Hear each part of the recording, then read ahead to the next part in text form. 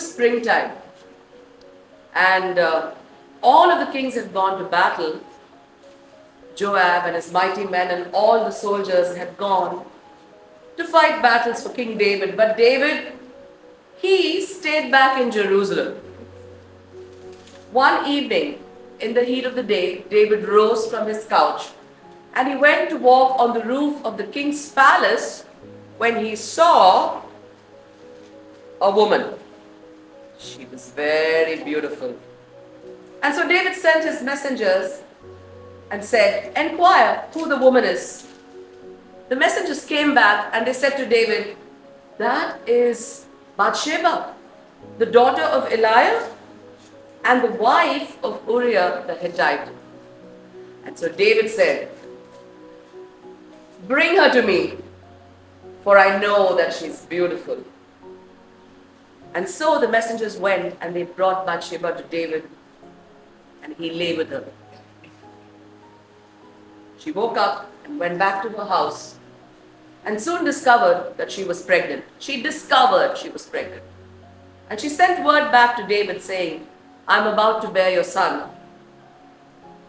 Now David said, "Go call me Uriah the Hittite. From the battlefield where he's supposed to be, bring him to me." And so Joab sent Uriah the Hittite back to David. And David inquired of Uriah and said, "Oh, how goes it, Uriah? How's the battle? How's Joab? How are all my soldiers?" And Uriah gave him the right answers. And now David said, "Go to your house and wash your feet." In the Hebrew, it means to lay with your wife. So he said, "Go to your house and wash your feet." And Uriah left. But Uriah did not go into his wife. It was soon said to David that Uriah the Hittite, he never went home. He was laying outdoors outside your palace. And so David summoned Uriah the Hittite again and he said, "Uriah, Uriah, you've been on a long journey. Why would you not go home and wash your feet and lay down with your wife?" When Uriah turned and said to David, my Lord, the ark of Israel, my king and the king's soldiers, all of them lay wasted in the open ground. How can I go and eat and drink and lay with my wife? I will not go home." And so David said, "Uriah, come, stay with me a few more days." And that night he gave Uriah excess to drink and sent him to his wife. The next day he sent Uriah back to battle with a message to Joab. David, the king of Israel, wrote to Joab and said, "Take Uriah, put him in the most difficult portion of the battle so he dies at the arrow of the enemy's soldiers." And so Joab did as he was told.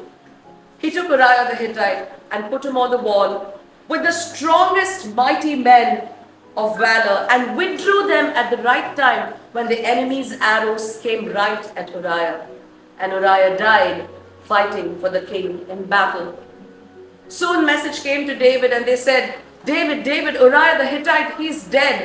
And so David said, "Well, in battle, sometimes it happens this way and sometimes the sword falls the other way. It's really not something to be concerned about." And he went about his business. Now Bathsheba heard that Uriah, her husband, had died. She finished her days of mourning and she went back to David and became his wife. "Create in me, O God, a clean spirit. Put within me a spirit of willingness. Take not away your Holy Spirit away from me. Cast me not away from your presence, O God. Cast me not away from your presence. Restore to me the joy of my salvation. Give unto me a willing spirit. Then I will tell the transgressors of their sins and they will return to their ways. Pardon me, O God, pardon me, pardon my bloodshed, that my tongue will sing of your deliverance. Open my lips, O God, that my mouth will give you praise. If I bring you a sacrifice, you're not happy. If I bring you a burnt sacrifice, you will not accept it. But the sacrifices that are most pleasing to the Lord are a broken spirit and a contrite heart. Both of these you do not reject.